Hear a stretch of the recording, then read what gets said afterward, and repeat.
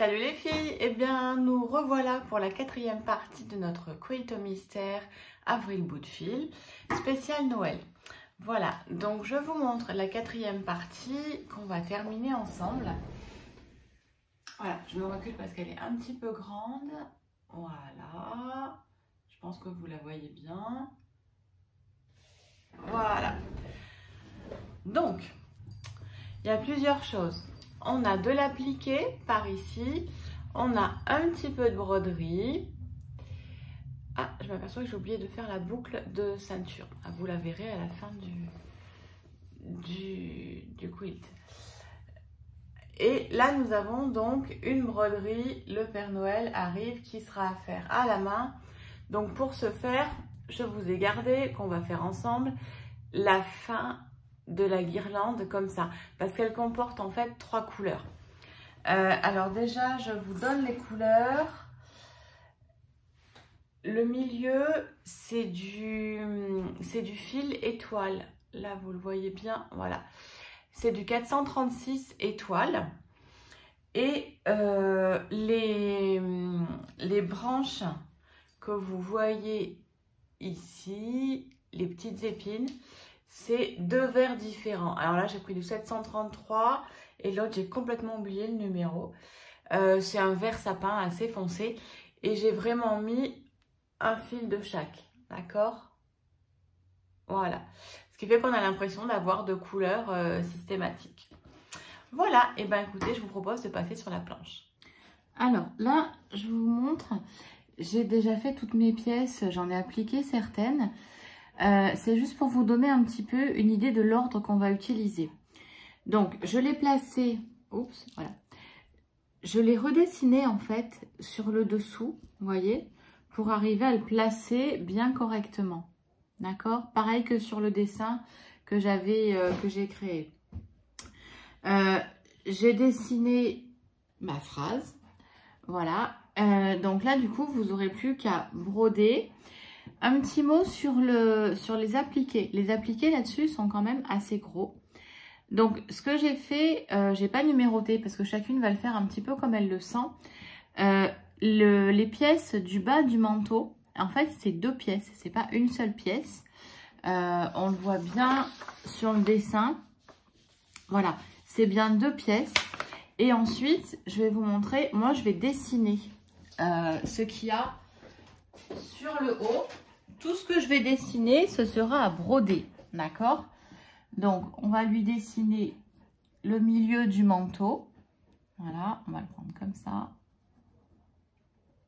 Voilà. Alors, je vais peut-être dessiner l'emplacement des boutons. Alors, c'est un emplacement à peu près. Par contre, libre à vous d'en mettre que 3 ou 5 ou ce que vous voulez en fonction de ce que vous avez envie. Là, j'ai dessiné des petits boutons, mais vous pouvez très bien mettre des boutons que vous avez envie ou bien les broder. Là, vous voyez sur le dessin, hop, je me mets là, j'ai dessiné donc la boucle. Donc, elle, j'ai décidé de la broder. Donc, je vais la broder en doré ici. Ensuite, là, je vais finir d'appliquer.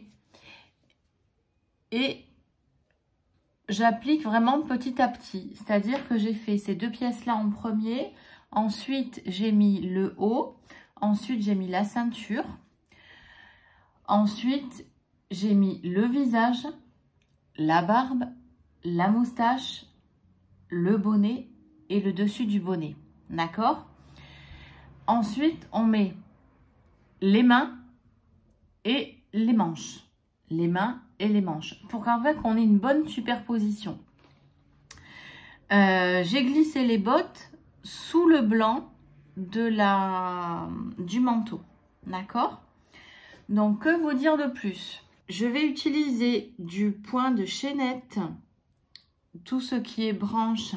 Donc je sais pas si vous voyez bien, voilà. Je vais utiliser du point de chaînette en fait pour tout écrire, absolument tout. Et à côté des chaînettes, je vais faire des points lancés avec 2 sortes de verres. Je reviens sur le Père Noël. Une fois qu'on aura tout appliqué, il nous reste l'étoile. Donc, soit l'étoile, on l'a fait en doré ou dans des tons un petit peu doré, mordoré, ocre, en tissu appliqué, tout pareil. Moi, j'avais dans l'idée de la broder peut-être avec un petit peu de doré. Hop, là, vous ne voyez pas. Voilà. Un petit peu de doré comme ça. Ou un petit peu de comme ça. Ou bien mélanger. Voilà, ce sera libre cours à vous. Ou bien, je lui mets un petit grelot. Ça peut être sympa aussi. Puisque notre Père Noël, il est volant. Voilà. Je voulais vous montrer les mains et le visage. Je les ai faits en feutrine. Donc, j'ai pris la même technique, sauf que je ne l'ai pas retournée, d'accord? J'ai mis de la glisoline, tout ça. Et pour bien le faire tenir, en fait, je ne fais pas un point invisible, puisque dans la feutrine, ça se perd. Je fais un point arrière, d'accord? Alors, l'avantage, là, c'est des doigts. Donc, du coup, je peux le faire sur toute la longueur de la main. Je ne sais pas si vous le voyez bien. Voilà. Je l'ai fait ici. Et en fait, je vais le recommencer ici pour faire comme des doigts. D'accord? Et là, je vais passer le long. Ensuite, je mettrai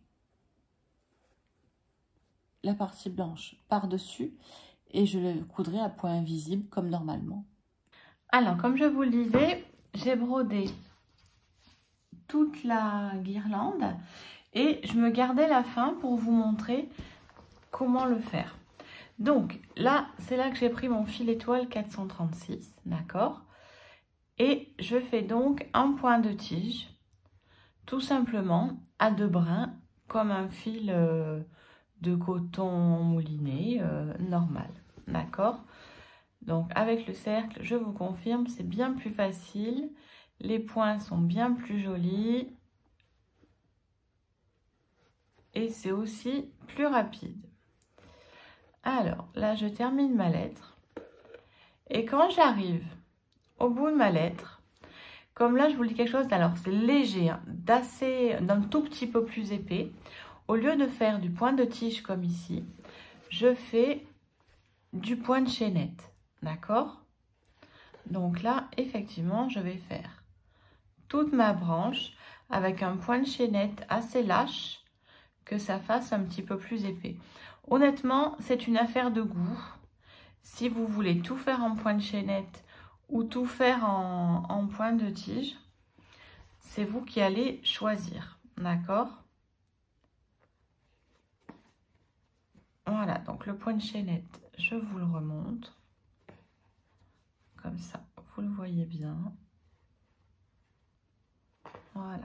Je le termine et on se retrouve pour le vert. Allez, à tout de suite.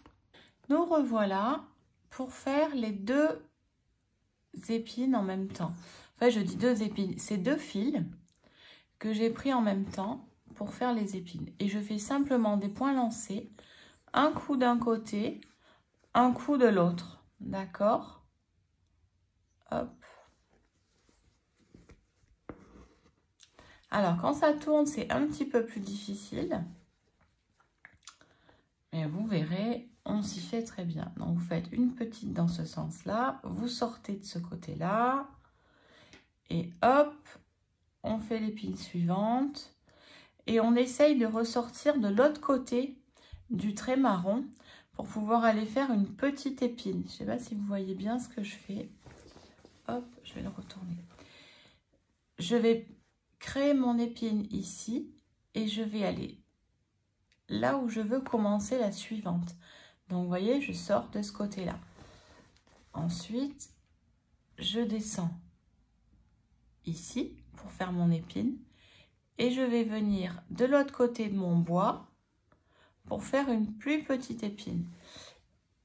Et je ressors, voilà, je fais ma petite épine, je ressors de l'autre côté de mon bois pour montrer où je veux faire l'épine. D'accord? Regardez bien. Hop. Là, je fais mon épine et je sors de l'autre côté.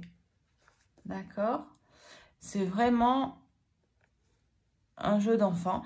Si vous n'arrivez pas à ressortir du bon côté, vous faites des points lancés un coup d'un côté, un coup de l'autre. Comme je suis en train de le faire là, ça marche tout aussi bien.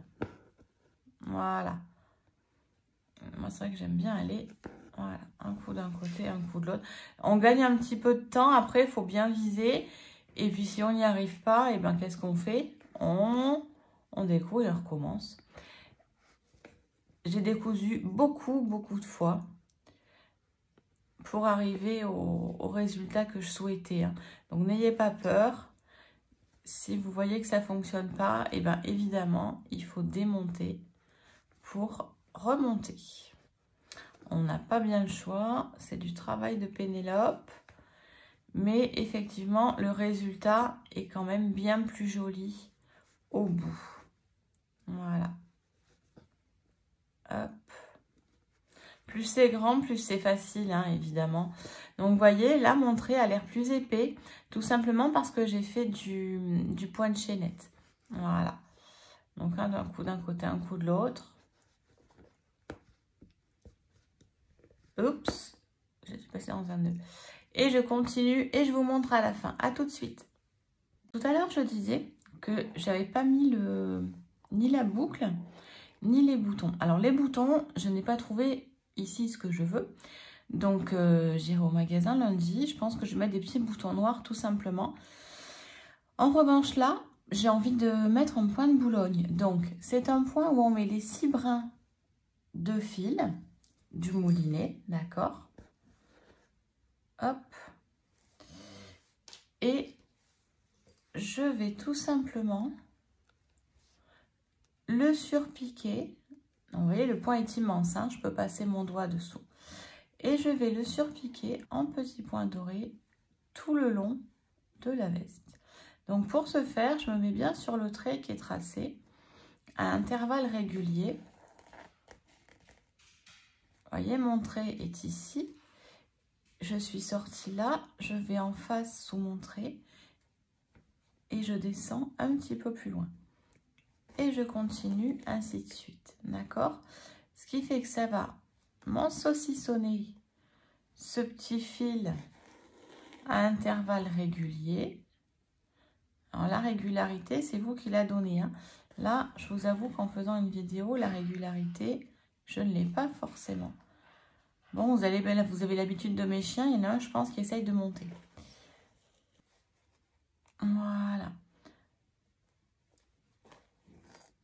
Oups. J'ai accroché des trucs tout le long. Voilà. Donc là, vous voyez bien.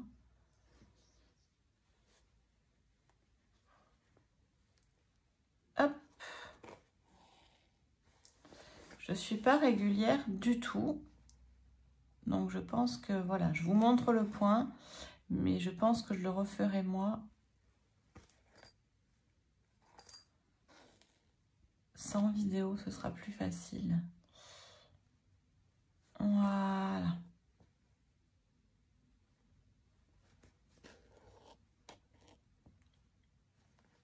Donc, vous avez vu tout à l'heure, j'ai fait un gros lancer. Donc, mon point n'est pas arrêté derrière. Hein. Donc là, je vais arrêter mon fil doré dans les épaisseurs. Hop, c'est échappé. Voilà. Et je reprends une aiguille un petit peu plus grosse pour arrêter mon point de Boulogne. Je ne l'ai pas arrêté volontairement parce qu'il était lâche et que je voulais savoir si je le conservais ou pas. D'accord? Donc ça, c'est sûr, je vais conserver. Après, je pense que c'est ce fil doré que je remplacerai. Voilà, donc là, vous voyez, ça fait là, il y a un petit défaut. Ça lui fait une petite fantaisie sur l'ouverture à ce Père Noël. Hop, voilà, si j'ai enlevé. J'ai rajouté une petite clochette. Je trouvais que c'était pas mal d'annoncer son arrivée quand on a un Père Noël. Ça peut être sympa. Voilà. Et bien écoutez, pour aujourd'hui, le cours est terminé. Je ne sais pas si je vais continuer. Là, j'ai fait en 2 parties, hein, comme je vous l'explique sur la vidéo. Donc après, je ne sais pas si je laisse comme ça, tout simplement, ou si je refais cette même petite broderie. Je ne sais pas, ça, ce sera à voir. Là, il y a un petit peu de vide. À vous de voir ce que vous souhaitez y mettre. On peut y mettre des pompons. Moi, pour l'instant, je le laisse vide. À vous de voir. Alors, voici le bloc qui est terminé. Hein, on l'a terminé ensemble.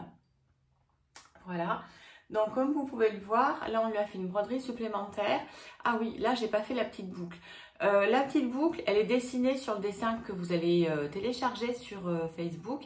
C'est tout simplement un point de chaînette. Alors, soit vous le faites avec du fil étoile, c'est le plus facile. Un point de chaînette, tout simplement. Voire 2 tours. Et du coup, ça va vous faire une jolie boucle dorée. Soit vous le faites en noir, soit vous le faites comme vous voulez. Il n'y a rien de compliqué. Voilà, et là on a fait donc une grande guirlande. Moi j'ai voulu rajouter une petite clochette, mais vous pouvez rajouter tout ce que vous voulez. Voilà, ça c'est un petit pompon aussi, hein. Donc à vous de voir. Eh bien écoutez, on a terminé ce bloc. Je vous dis donc au mois prochain avec un bloc différent et nouveau. Bonne journée. Ciao, ciao, ciao, bon mois.